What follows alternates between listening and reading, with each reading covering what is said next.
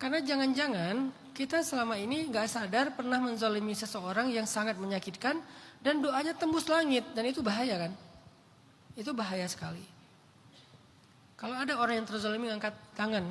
Dia bilang, ya Allah, aku ingin menyebutkan kepadamu satu nama.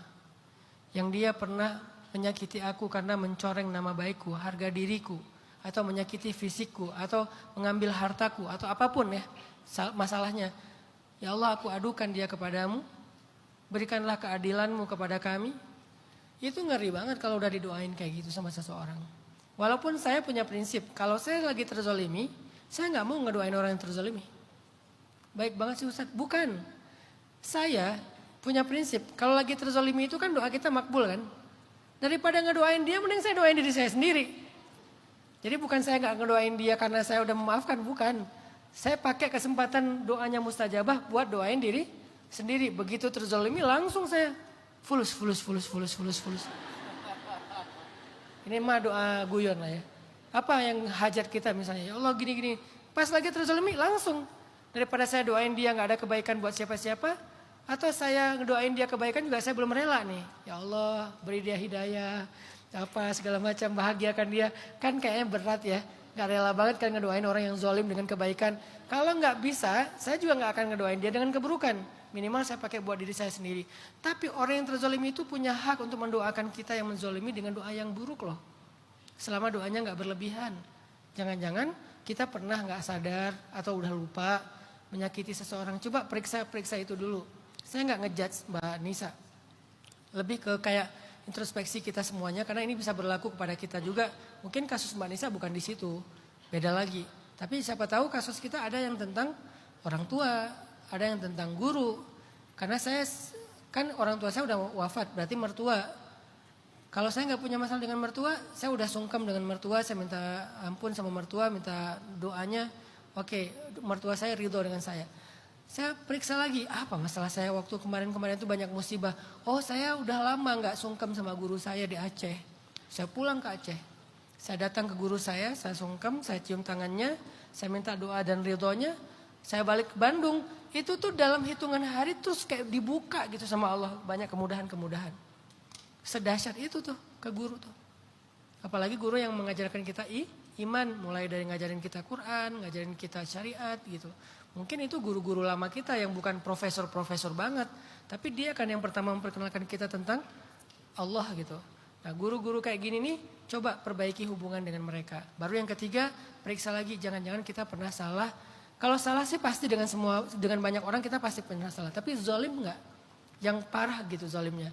Kalau salah-salah kayak salah paham segala macam, salah ucap, oke lah kita namanya manusia ya. Tapi kalau yang zalim banget pernah enggak? Jangan-jangan itu yang jadi katup sehingga rezeki kita, kebahagiaan kita, kemudahan kita itu kayak terkunci gitu. Buka kuncinya, periksa itu. Itu poin yang kedua. Perbaiki dulu hubungan dengan orang-orang yang jadi kunci hidup kita. Orang tua, guru, dan orang yang terzalimi. Kalau udah punya pasangan, bagi kalian yang udah punya pasangan, nambah orang tua, guru, pasangan. Pasangan ini suami ke istri, istri ke suami. Bukan cuma istri ke suami doang ya. Suami ke istri juga gitu. Suami yang zalim sama istri, istri yang dianiaya oleh suami, gak akan berkah rezeki suaminya. Gak akan berkah. Nah, poin yang ketiga buat Mbak Nisa. Mbak Nisa, jawabannya tuh udah ada tadi di narasi saya yang awal. Setiap ujian itu memberi kita pelajaran. Dan semua pelajaran itu akan merubah seseorang. Kalau kita fokus hanya dengan rasa sakit, kita akan terus menderita. Tapi kalau kita fokus dengan pelajarannya, kita akan bertumbuh. Coba Mbak Nisa, pertama lihat ada pelajaran-pelajaran apa yang saya dapatkan dari setiap ujian ini. Dan itu jadi pertumbuhan spiritualnya, mentalnya, mindsetnya, bahkan mungkin life skillnya Mbak Nisa. Sehingga suatu saat ketika ujian itu udah berlalu, Mbak Nisa menjadi seseorang yang punya kapasitas lebih, punya value diri yang lebih. Itu satu. Yang kedua, coba Mbak Nisa selain menerima ujian, bisa nggak juga belajar merasakan anugerah. Being grateful dalam hidup itu. Kan itu yang kurang dari kita kan. Kita kan kayak satu ujian dikasih itu langsung aware kan. Aku diuji nih.